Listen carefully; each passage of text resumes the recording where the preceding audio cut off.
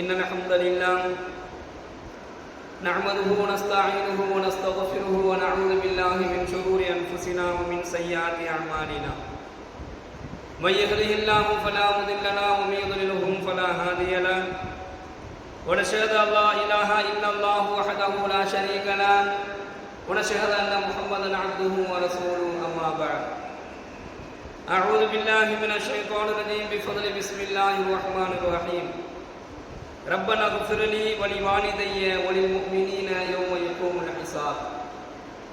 எங்கள் இறைவா, என்னை மன்னிப்பாயாக, வலிவாலிதைய எங்கள் பெற்றோர்களை மன்னிப்பாயாக, வலில் முஃமினீன யௌம யகூமுல் ஹிசாப், இன்னும் முஃமின்களையும் அந்த நியாய திருப்பு நாளில் நீ மன்னிப்பாயாக. கண்ணியத்திற்குரிய அல்லாஹ்வின் நல்லடியார்களே, சகோதரர்களே, எல்லாம் வல்ல இறைவன் தன்னுடைய திருமறையில் கூறுகின்றான், பாவம் செய்து கொண்டிருக்கக்கூடிய மனிதர்களை பார்த்து அல்லாஹ் சொல்றான், என்னுடைய அடியார்களே, என்னுடைய விஷயத்தில் நீங்கள் வழி தவறிவிட்ட என்னுடைய அடியார்களே. அல்லாஹ் யார சொல்றானா, அல்லாஹ்வினுடைய விஷயத்துல வழி தவறிவிட்டவர்களை அல்லாஹ் சொல்றான். என்னுடைய விஷயத்துல வழி தவறிவிட்ட என்னுடைய அடியார்களே. அப்பனா யாரு? பாவம் செய்தவர்கள். பாவம் செய்து விட்டு இருக்கக்கூடிய அந்த அடியார்களை பார்த்து அல்லாஹ் சொல்றான், நம்ம பாவம் செஞ்சிட்டோம், இனிமேல் நமக்கு என்ன இல்லை, எதுவுமே கிடையாது, நம்ம பாவியாக ஆகிவிட்டோம் என்பதாக நீங்கள் எண்ண வேண்டாம்.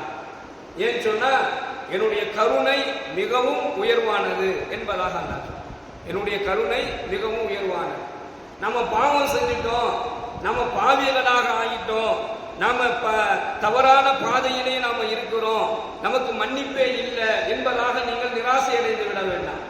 என்னுடைய கருணை மிகவும் உயர்வானதாக இருக்குது. எனவே நீங்க என்ன செய்ய, என்னிடத்துல மன்னிப்பு கேளுங்க, நான் உங்களை மன்னிக்கிறேன் என்பதாக எல்லாம் வல்ல இறைவன் தன்னுடைய திருமறையில சொல்லக்கூடிய ஒரு செய்தியை நம்ம பார்ப்போம். அப்ப சகோதரர்களே, அல்லாஹ் அவனுடைய மன்னிப்பை வழங்குவதற்கு தயாராக இருக்கிறான். மனிதன் பாவம் செய்யக்கூடியவன் என்பதை அல்லாஹ் சொல்றான். அந்த பாவம் செய்த அந்த ஒவ்வொரு தன்னுடைய அடியார்களும் அல்லாஹ்விடத்துல மன்னிப்பு கேட்கணும். பெருமானார் ஸல்லல்லாஹு அலைஹி வஸல்லம் அவர்கள் கற்றுத்தந்த துஆ, அல்லாஹும்ம இன்னக அஃபுவன் துஹிப்புல் அஃப்வ ஃபஅஃபு அன்னா. யா அல்லாஹ், என்னை நீ மன்னிப்பாயாக, நீ மன்னிப்பதை விரும்புகின்றாய், எனவே உன்னிடத்துல நான் மன்னிப்பு கேட்கின்றேன், என்னுடைய பாவங்களை மன்னிப்பாயாக. அப்போ அல்லாஹ் தன்னுடைய பாவங்களை, தன்னுடைய அடியார்கள் செய்த அந்த பாவங்களை மன்னிப்பதற்கு அல்லாஹ் தயாராக இருக்கிறான். ஆனால் அந்த மன்னிப்பை சரியான நேரத்தில் கேட்டு பெற்றுக்கொள்வதை நாயகம் ஸல்லல்லாஹு அலைஹி வஸல்லம் அவர்கள் வலியுறுத்துறாங்க. நீங்கள் அல்லாஹ்விடத்துல ஒவ்வொரு நாளும் தௌபா செய்யுங்கள். நம்ம ஹதீஸ பிரபலமான ஒரு ஹதீஸ், ஆயிஷா அம்மா அறிவிக்கக்கூடிய இந்த ஹதீஸ், நாயகம் ஸல்லல்லாஹு அலைஹி வஸல்லம் அவர்கள் ஒவ்வொரு நாளும் குறைந்தது அல்லாஹ்விடத்துல 70 முறை பாவ மன்னிப்பு தௌபா மட்டும் செய்வார்கள் என்பதாக நம்ம ஹதீஸ்ல பார்க்கிறோம். அப்போ ரப்பனா அக்ஃபிர்லி, இறைவா என்னை மன்னிப்பாயாக என்கின்ற இந்த வார்த்தை ஒவ்வொரு நாளும் ஒவ்வொரு நேரமும் அல்லாஹ்விடத்துல நம்ம கேட்கணும். நமக்காக வேண்டி நாம் கேட்கக்கூடிய அந்த தௌபாவுல அல்லாஹ் சொல்லி கொடுக்குறான், வழி வாலிதைய உங்களுடைய பெற்றோர்களை சேர்த்துக்கங்க, யாதா எங்களுடைய பெற்றோர்களுடைய பாவங்களையும் மன்னிப்பாயாக, வலில் முஃமினீன உங்களுக்காக வேண்டி கேட்டுட்டு, உங்களுடைய பெற்றோர்களுக்காக வேண்டியும் கேட்டுட்டு, வலில் முஃமினீன முஃமின்களுக்காக வேண்டி நீங்க கேளுங்க. இந்த உலகத்துல உங்களுக்கு முன்னால் வாழக்கூடிய நல்லவர்கள் முஃமின்கள் முத்தகீன்களுக்காக வேண்டி நீங்க என்ன செய்யுங்க, பாவ மன்னிப்பு கேளுங்க என்பதாக இந்த துஆவின் மூலமாக அல்லாஹ் கற்றுத் தருகிறான்.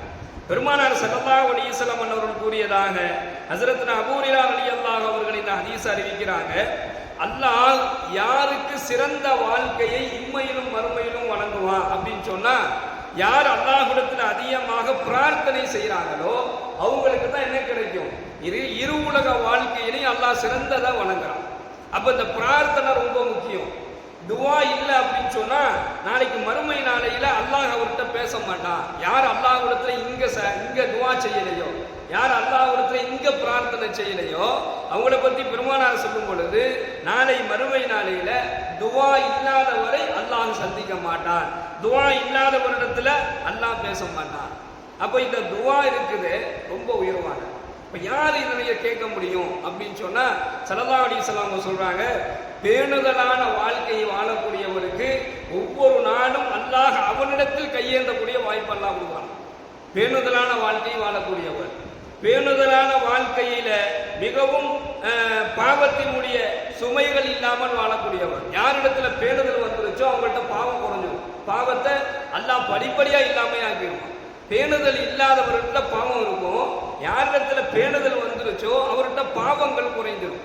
அப்போ பேணுதலான வாழ்க்கை உள்ளவர், அதே போன்று பாவத்தினுடைய சுமை இல்லாதவர். நம்ம நேற்று சொன்னது மாதிரி நேற்று ஒரு வசனத்தில் அல்லாஹ் சொன்னான், பாவத்தினுடைய சுமை இல்லாதவர்கள் அப்படின்னு அல்லாஹ் சொல்றானே, அந்த சுமை இல்லாதவர்களாக மாறும். அப்ப எப்போ பாவத்தினுடைய சுமை நம்மளை விட்டு போவோம் அப்படின்னு சொன்னா பேணுதலான வாழ்க்கை வேணும். ரெண்டாவது தௌபா. யார் அல்லாஹ்விடத்துல தௌபா செய்றாங்களோ அவங்களுக்கு அல்லாஹ் என்ன செஞ்சிருவான்? சுமை இல்லாத வாழ்க்கையை அல்லாஹ் வழங்கிடுவான். அல்லாஹ்விடத்துல வாஃபு அண்ணா அல்லாஹ் சொல்லுவான், வாஃபு அண்ணா அவனிடத்துல மன்னிப்பு கேட்டுக்கொண்டே இருக்க வேண்டும். எவ்வளவு நாம மன்னிப்பு கேட்கிறோமோ அவ்வளவு தூரம் அல்லாஹு தஆலா சிறந்த வாழ்க்கையை இம்மையிலும் மறுமையிலும் அல்லாஹ் வழங்குகிறான். ஹஜ்ரத்னா உமர் ரலியல்லாஹு அவர்கள் அறிவிக்கின்றார்கள் இந்த ஹதீஸை. பெருமானார் ஸல்லல்லாஹு அலைஹி வஸல்லம் அன்னவர்கள் அல்லாஹ்வினுடைய கருணையை பற்றியும் அவனுடைய கோபத்தை பற்றியும் சொன்னார்கள்.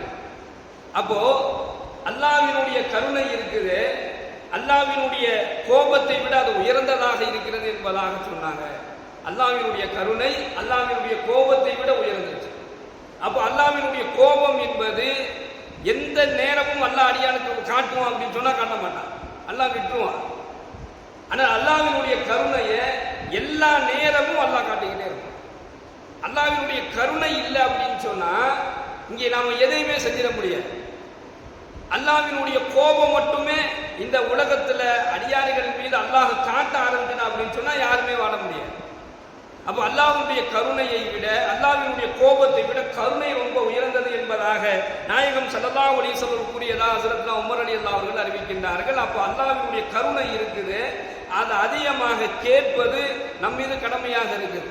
அவனுடைய கருணைக்கு ஒரு அளவுகளே கிடையாது, எல்லாத்திலையுமே கேட்கணும். யா அல்லாஹ், நான் குடும்ப வாழ்க்கையில எனக்கு உன்னுடைய கருணையை வழங்கு, உன்னுடைய ரஹ்மத்தை வழங்கு, என்னுடைய பொருளாதாரத்தில் உன்னுடைய ரஹ்மத்தை வழங்கு, என்னுடைய வாழ்வாதாரத்தில் உன்னுடைய ரஹ்மத்தை வழங்கு என்பதாக நாம் எல்லா நிலையிலையும் அல்லாஹ்வினுடைய ரஹ்மத்தை கேட்கக்கூடியவர்களாக மாறணும் அப்படின்னு சொன்னா அல்லாஹ் தன்னுடைய கருணையை அளவுகள் இல்லாம ஒருத்தருக்கு வழங்கிட்டான். அல்லாஹ்வுடைய ரஹ்மத்துக்கு அளவுகளே கிடையாது. அல்லாஹ்வுடைய ரஹ்மத் என்று சொன்னால் இவ்வளவுதான் அப்படின்னு அவனுக்கு அளவுகளே கிடையாது. ஒரு மனிதனுக்கு அல்லாஹ் தன்னுடைய ரஹ்மத்தை வழங்கிட்டான் அப்படின்னு சொன்னா ஒரு மகிழ்ச்சி இருந்தால் அந்த மகிழ்ச்சிக்கு மேல மற்றொரு மகிழ்ச்சி அல்லாஹ் வழங்குவான். அதுக்கு மேல அல்லாஹ்வுடைய ரஹ்மத். பொருளாதாரத்தில் அல்லாஹ் ஒருத்தர்கிட்ட அல்லாஹ்விடத்துல ஒருவர் தன்னுடைய அவனுடைய ரஹ்மத்தை கேட்டாருன்னா அவருடைய பொருளாதார வளர்ச்சிக்கு மேல அல்லாஹ் வளர்ச்சியை கொடுப்பான். அதான் அல்லாஹ்வுடைய ரஹ்மத். அதுக்கு அளவுகோலே இல்லை என்பதாக பெருமானார் ஸல்லல்லாஹு அலைஹி வஸல்லம் சொல்லி காண்பித்தார்கள். அப்போ கண்ணியமிக்க சகோதரர்களே, அல்லாஹ்வுடைய கருணையை பெற்றவர், பேணுதலாக வாழக்கூடியவர்,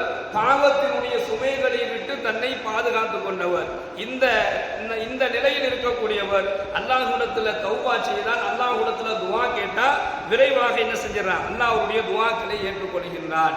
அப்போ ஒவ்வொரு நாளும் அல்லாஹ்விடத்துல நம்ம எவ்வளவோ பிரார்த்தனைகளை நம்ம முன்வைக்கிறோம், எவ்வளவோ கேட்கிறோம். நமக்காக வேண்டி, நம்முடைய வாழ்வாதாரத்திற்காக வேண்டி, நம்முடைய தொழிலுக்காக வேண்டி நம்ம எவ்வளவோ கேட்கிறோம். கேட்கக்கூடிய துஆக்களை அல்லாஹ் அங்கீகரிக்க வேண்டும் என்று சொன்னால் பாவத்தினுடைய சுமைகளை விட்டு நீங்கியவர்களாக, பேணுதலான வாழ்க்கையை வாழக்கூடியவர்களாக இருந்தால் அந்த துஆக்கள் ஒப்புக்கொள்ளப்படும்.